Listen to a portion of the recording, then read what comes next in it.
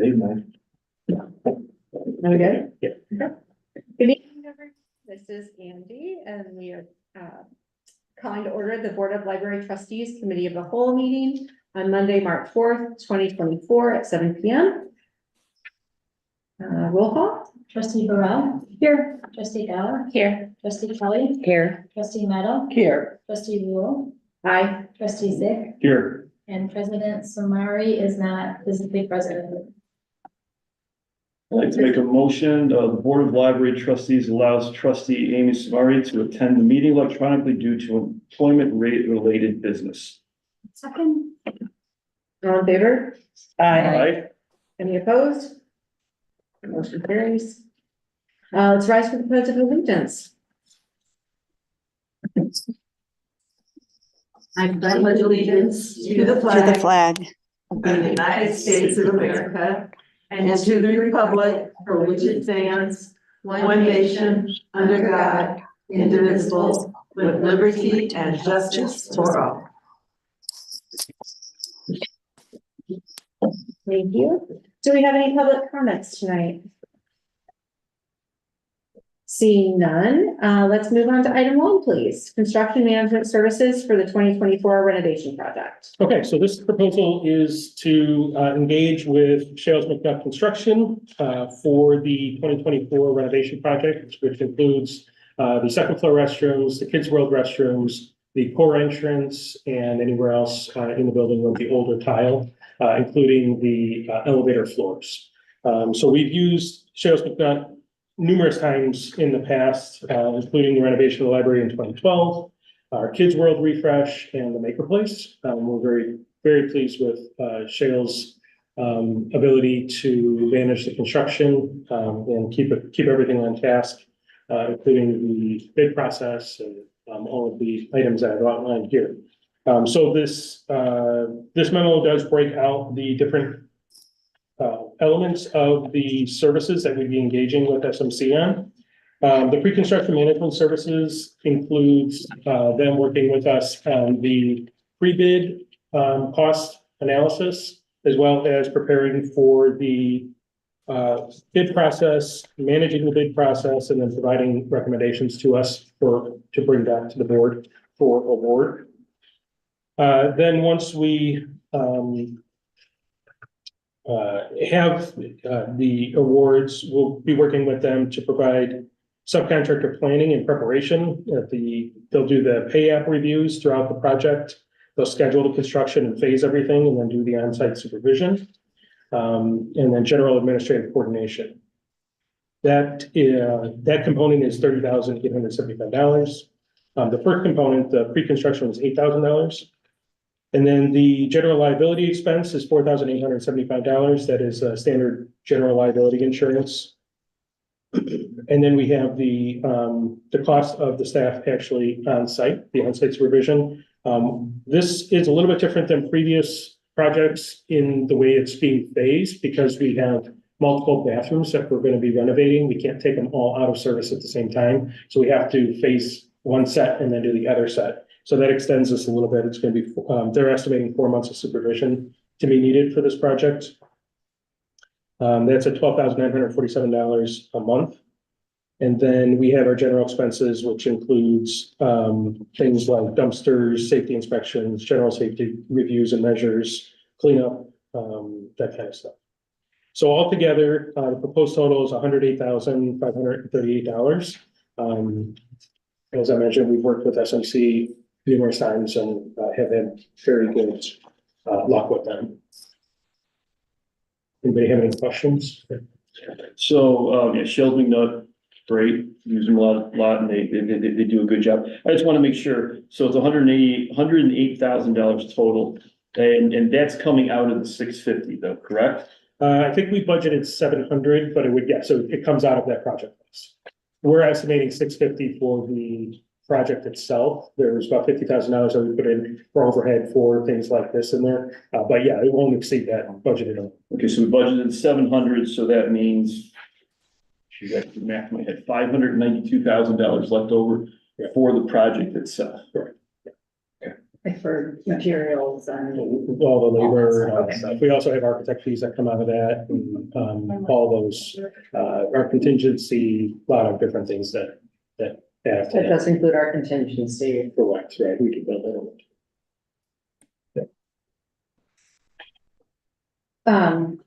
Because this proposed totals with, you know, a lot of this is oversight and supervision. If for some reason this ended up extending, materials weren't available, whatever, so that our timeline becomes extended. I'm assuming that there may be additional fees for that. Right. What would that look like? So that would either be, pull out of the contingency, or we would come back to the board and have an update, as to where we're at with it. If we needed to extend this for some reason. 4 months, I think is pretty safe, for the project scope, and, SMC feels the same way. I think that's a comfortable timeline. But yeah, if it extends beyond that, then it would start coming out of contingency. So is the project, are we looking at mid-August through mid-December That's correct, yeah, that's about what we're thinking. when kids go back to school? Right, Just a little thing I noticed on this for when you bring this to the board meeting. Just a little thing, but their proposal, I think the footer, it says oh, yeah, Park Library, so, whoever does that Give me document. the date for and them. the date. Yeah. yeah, it's probably the template, but I'll have them. Yeah, it's a template, yeah. Yeah.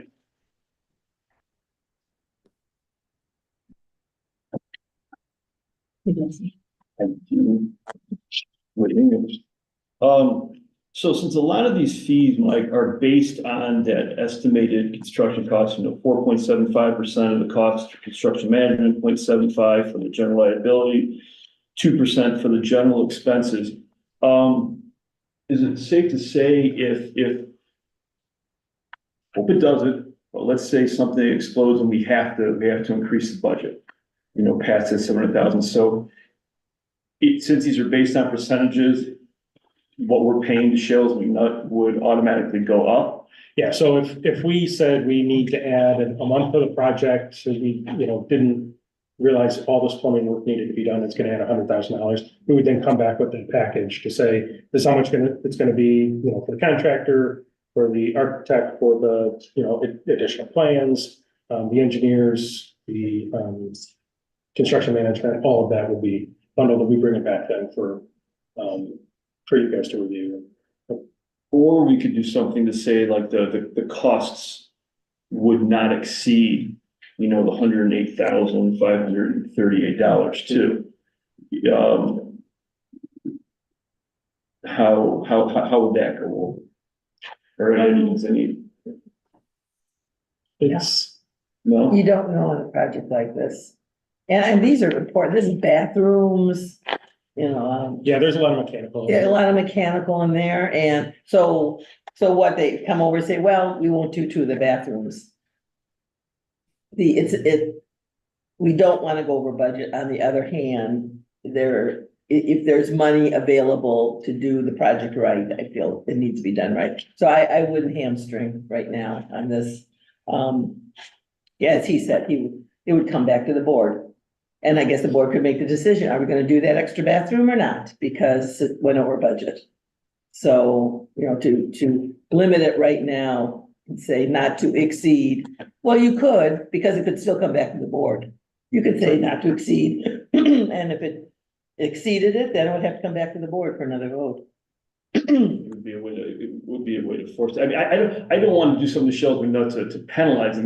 That's not the whole point, but I'm always looking at that budget, making sure that we have some type of stop in it at some point, because right now it's, if we go ahead and we approve this next 2 weeks, there is kind of an open ended here, but to your point though, you do have to come back.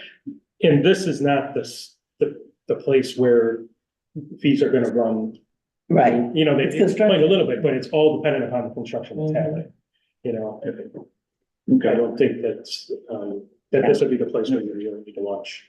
If those, projections of, the 2% and things like that, assuming we stick with the percentage, but those expenses actually come in lower, then it could actually be less than 100, right? Am I understanding that correctly? Yeah. Yeah, the percentages wouldn't change. Correct. You're right. To Greg's point, I do kind of like the idea that if it goes over this projected amount, then it needs to be a conversation. Because we don't want to just write a blank check, but on the other hand, I guess we would have to approve the other stuff too, anyway, and what those proposals are, so we would know what we're getting ourselves into before we agree to it. Right, and we have a budgeted amount that we need to work within, you know, anything, if I see that we're gonna have overage there or something like that, I have to come back and bring that back to you guys, Right. you know, for further discussion. So that grant, that was for the Kids World, but this, I mean, is that at all in this? It one? is. It Yeah, is. Yeah, so So we we, still could have that 50,000. Okay, and that bids out in spring, it's April, I think.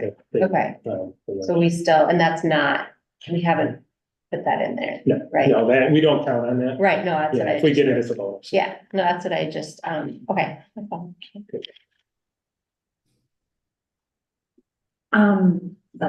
Trustee Brown. So I think the thing that makes me just a little bit nervous, I know that Chilton has done good work with the Kids World and everything, but it does just make me a little bit nervous. Not talking to other companies, like in the past, like have we talked to other companies and kind of gotten a feel for like, oh yeah, they've always been in line with like, or the best price. Yeah, I mean, the percentage model that they're giving here is consistent with what other construction management companies provide. That's not specific to SMC. SMC is very well known in the library industry as leaders as far as construction management goes.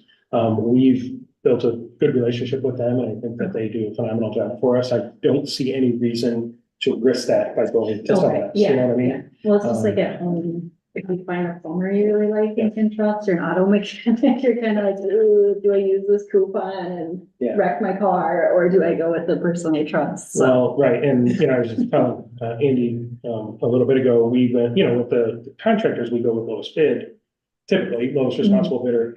And, we had one contractor on the Kids World project that held us back about a month because, they didn't have measurements correct and stuff like that. There were some issues. And so it's not always about who's getting the best deal. It's about who can actually do the work for us. And this group is leading this project for us from start to finish. And so I think it's important that we maintain a relationship with someone that we can trust and that we work well with. So. okay, thank you. We have the same concern that, do we need to bid this out? Right. And I do understand, having, like your go-to guy, right? You just, you trust them and and they are leaders and they have done a great job in the past. I have no complaints about that. I just, due diligence is important. I think if we were to change construction management companies, I wouldn't want to do it on a large project. I'd rather do it on something small and, work with them, and see how they, all apart. Yeah. So, Okay. How's everybody else feeling with that? I just wanted to say one other thing. I do like the paragraph in here where they talk about savings and returning 100% of the savings on the construction material to us. Maybe every company does that, but I like that it's spelled out here as part of their business practices. And so since we're doing it, in the fall, I don't know if that's good or bad in terms of construction pricing, but they certainly have a long history of doing work in this area and also doing work at our library, which I think is helpful too. Right, trustee that.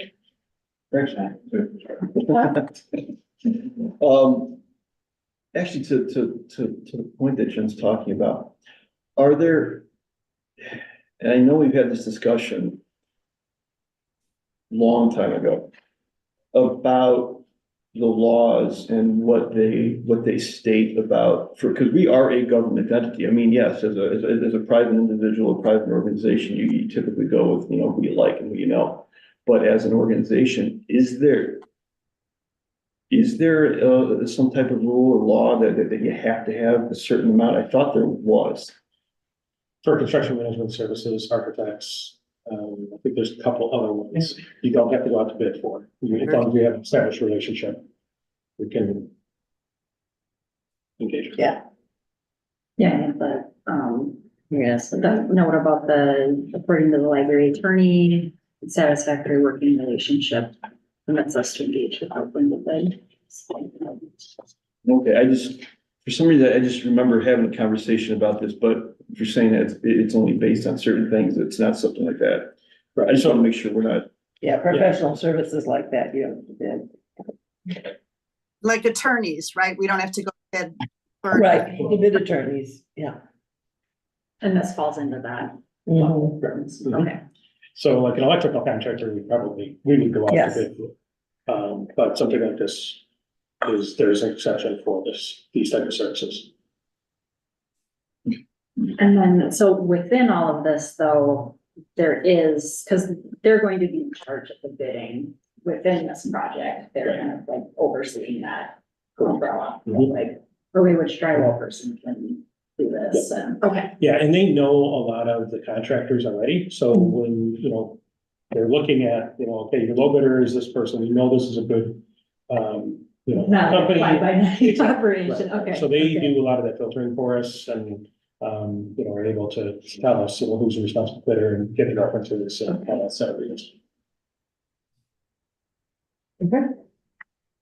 Any further discussion about this? No? Okay. Let's move on to, action item 2, the library pickup truck replacement. Okay, so our pickup truck is a 2010 Ford F-250. It's been a good truck for us, but it's now 14 years old.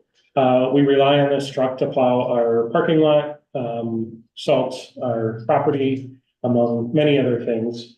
We depend on it quite a bit.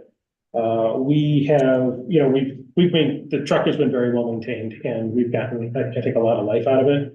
But this last year, we did have some issues where we're starting to see that parts for this vehicle are no longer available through the dealer. And so, even aftermarket, they're not available. So we were hunting down a fuel rail, on eBay and junkyards and stuff. And so we finally found a used one to give to the dealer to put on. And having that vehicle tied up for any amount of time is really a bad situation in the winter time, with potential for snow. So, we would like to, look at purchasing a new truck. We did budget $70,000 in 2024 for it. The truck that we're proposing is a Chevy Silverado 2500. One of the big determining factors is the height of the truck. So all these vehicles seem to have gotten taller in the past 14 years. So we did have a hard time finding one that would actually fit in the garage, but the 2500 does fit. It's a beautiful truck. Has the plow and the salt spreader that we would be looking for. It's a work truck, so it's not like a regular passenger vehicle, but it is a 4-door, so it does have rear seats, so we can utilize it not only for transporting items, but we can also have people drive around in it too. So that's nice.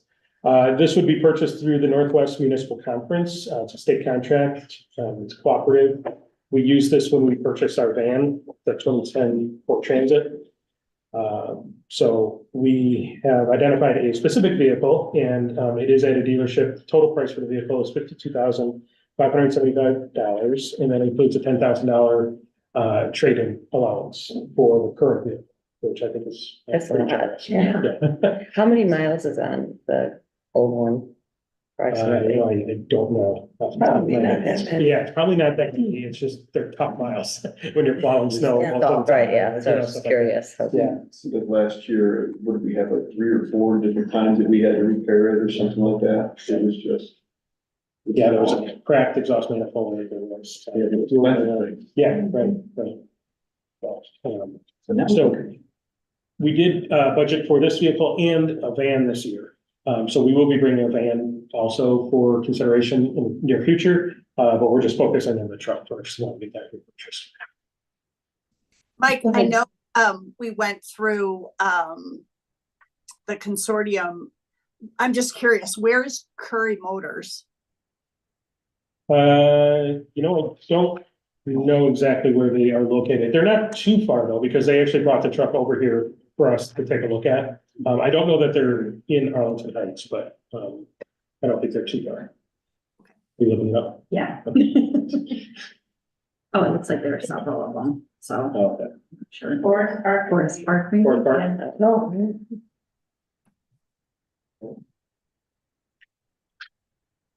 yes, sorry. So that 70,000 was budgeted for the truck, and that's not counting the van, right? That's That's a separate That's all budget it is. item, okay.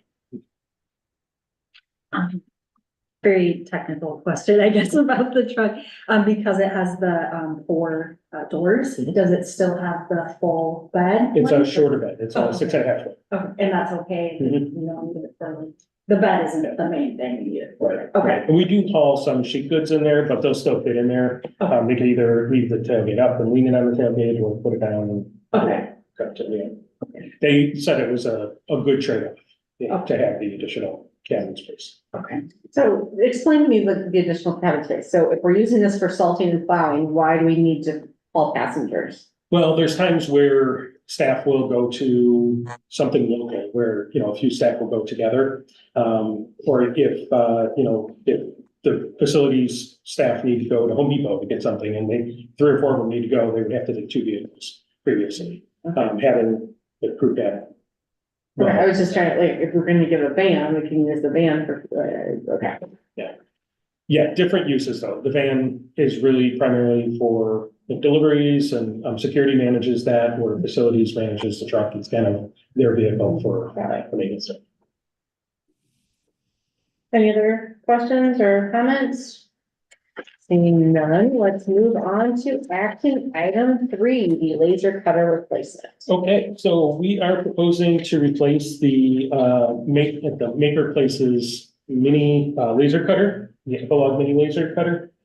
This has been a good machine for us, but we have had some issues with it. It is getting harder to get parts for, and the downtime is longer. We've used this machine over almost 900 times in the past few years, well, 4 years.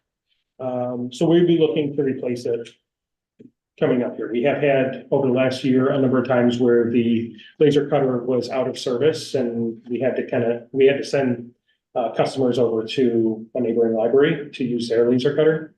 And this is probably the most popular piece of equipment in our marketplace.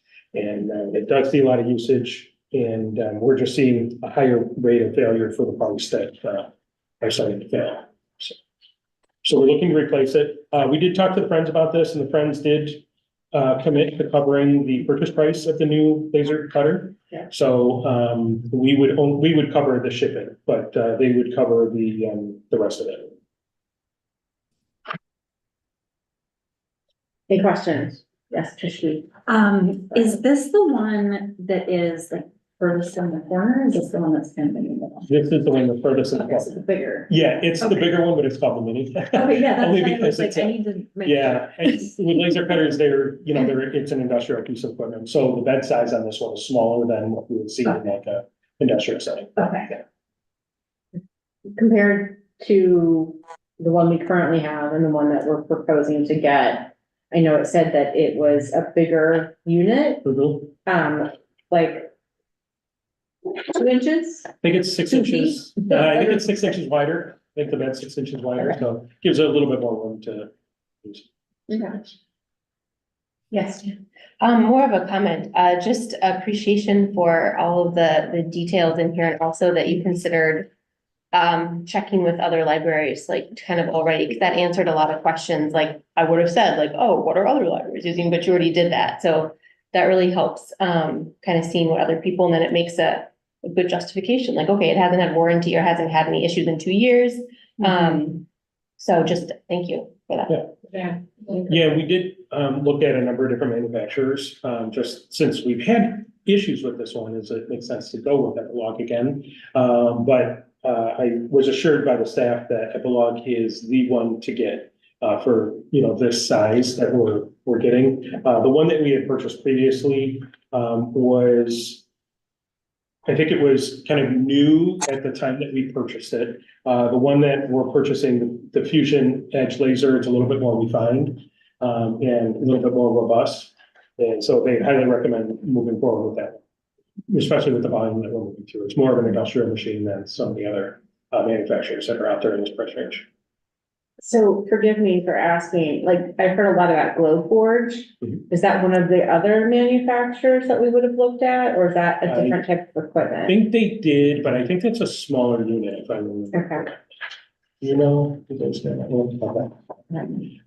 Chris Kruger, our Makerspace assistant manager, is very up on, all of the current trends and what's good, and he's talked to a number of libraries, so I feel confident in. Yeah, no, I agree with, Christy Gala that, the additional information and knowing that like Elmhurst Library and, that one have been very happy with their purchase, so. I have one question.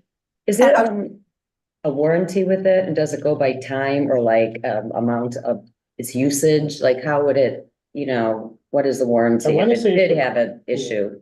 I want to say it's a 1-year warranty, but I will have to verify that, and when we discuss at the board meeting, I'll make sure to include that in the memo. Okay. So we did have a memo, or we did have a warranty on the current machine, and they did replace a lot of parts for us in that. And does it go by like time, how long you've I think owned it was- it, or is it by use? Can No, I it think it tell was how by- much it? Or I'm sorry, by time. I think it was a year. or Okay. 2. Amy, I know that you had a question. My one question before that is, will we be keeping the mini as well? To use additionally? So we've been talking about that a little bit, and we were originally thinking of either trading in or selling it to recoup some of these costs. But, it's such a critical piece in that, at the maker place, that we may keep the old one as a backup. So if we do have a problem with this one, and we can't get it apart quickly, we can just roll the other one in place and have it as a backup. Or, if we have those high volume times, maybe around the holidays, we roll that second one in and, with events and, so, Okay. yeah, we're still not 100% sure, but that's where we're leaning. Christine, Seminary? Amy, did you have something? Sorry. I was just gonna say, thank you for bringing this to the Friends, and thank you very much to the Friends for agreeing to fund it. I know they're gonna talk about it at their meeting, but that's really helpful to, when something like this occurs, that you already brought it to them. So thanks. Any other comments, questions, concerns, thoughts? All right, cool. Sorry, one more Yes. question. What is the like rough timeline? For delivery, I'm not 100% sure on that, but I will include that in the board memo. Anything else? No? If not, I need a motion to adjourn. Oh, yes. Oh, sorry. Other. Oh, yes. Sorry, my apologies. Other topics. Just real quick, as I was reading my favorite email from Teresa today, great find. Couple things that kind of stood out. I just want to ask a couple quick questions if I could. One, there's this, comments in here about the post office questions newsletter missing. Have there been a lot of complaints about the newsletters not getting to? We had an abundance of newsletters that weren't delivered. Sasha, do you want to speak to this? Yes, from what I've heard from my staff, that we've had issues with the post office in the past, so this is actually my first time in my 3 months here having to deal with returned newsletters, where that's actually another reason recently that we did use the truck is one of our facility staff and went to go pick them up. So they did have some extras of a couple of months of newsletters. So I did go with our printing rep a couple of weeks ago to the post office, and we did speak with somebody there, a supervisor. So we feel confident that at least for the next month or so, that we will be in a good place, and people are getting their newsletters, but we do always want to hear that feedback. Because we can file complaints, and we can urge our residents to also file complaints, so hopefully help the situation so people that are getting our publication. Okay, all right, thank you, appreciate that update. The other one, this, well, for one, the employee engagement survey, oh my gosh. Employee engagement survey going on March 11th on Monday was great. But this thing about the training that we do, the webinars, webinars, I probably never asked this question. What kind of things do we go through in those webinars? What kind of things are we doing? What kind of training do we Yeah. do with staff, with webinars, all kinds of stuff, security, we do HR, now it really depends, I mean, each department might be seeking different webinars. But just thinking about some recent ones, there's a security / HR one, that a number of staff attended, webinars on products, webinars related to committees that people are on, there's just all kinds of things like that, we provide, or staff find and, ask if they can attend, or, we'll reimburse them, or we'll pay for their registration if it's paid. Some of them are free, some of them are free. Okay. All right, and we've been doing this for a while, right? Mm-hmm. Yeah, for a long time. Okay, good. No, I mean, it's great. And there's specific webinars at that specific time. It's not like they can go on, they can choose like different ones that are pre-recorded. It's whatever's being shown at that particular time, right? Yeah, it depends. Yeah, right. Some of them are, where they can just go to a site and view a recorded one. Other ones are live. So yeah, it all depends. They're all different. Okay. Oh, good. It's glad we do that. All right, that's it. Any Mike, other? Oh, Can you give a quick update on the cooling towers? Yes. So we had, as you all probably recall, we had approved, or you had approved, to purchase 2 cooling tower and chiller replacements. We purchased these about a year ago, almost a year ago. And if you remember, our engineer came and talked about the lead time on them, that they were going to be quite some time. So we finally took delivery of the 2 chillers. These are very large. They weigh about 5,000 pounds each, pieces of HVAC equipment with compressors on them, electronics, and so on and so forth. They were delivered here about a week and a half ago. And in the process of delivering them and bringing them under the garage, one of them tipped over onto the electrical panel. So these are Carrier units. The mechanical company is the company that was handling the delivery of them, and they are working with Carrier, the manufacturer, to find out what we're going to do to repair or replace the unit. So we have one new one, which they will be replacing one of our existing ones over the next week or two. And then the cooling towers will be delivered in the next couple of weeks as well. But we do have one chiller, which is currently in limbo. We have it here on property, but it has been damaged. And so Carrier came out and they took a look at it. And they're assessing it currently. They haven't given us a determination yet what they're going to do. If they're going to replace the entire unit, or they're going to send parts and have them have it repaired on site. Either way, it's going to be a long lead time. So as you know, we waited almost a year for these. They said the lead time's about the same. And so if it's a new unit, it's probably going to be about the same. If it's just the parts, they said the parts could possibly be even longer than the wait for a unit. oh, geez. Because, all of the parts that they have coming in are spoken. So that's where we're at right now with it. We do have, so our chillers were both functioning. We will continue to run the older chiller. And we can run on one chiller. So we're going to put the one new one in. We'll put the 2 new towers in. We'll run on the old chiller until that replacement shows up. So, yeah. And then are the chillers on the roof, or are they The towers are on the roof on that side of the building, and the chillers are in the building, kind of where drive up is, behind the drive up area, back in the mechanical rooms. I guess I'm asking because I'm like, well, do you have to like block off the street or the parking lot? We will for the towers, they'll bring it right in. But we have both towers. It's the chiller, but we only have one up. Correct. Okay. Yeah, we don't have the towers yet. They're So it's not like, oh, we did this and we're gonna have to do it again when it gets fixed. Okay. The towers are expected when? I believe in the next week or two. Correct? I mean, as far as the damage goes, though, regardless of lead times, is that carrier's responsibility It is the mechanical company, or the mechanical company? so, So it's, but it's not on us, but it's. right, and they were insured and everything, so they're handling it with carrier. The only detriment to us is the lead time, you know, that we won't have that equipment replaced. And like I said, we can run on the one that we currently have, but it's just gonna prolong that project.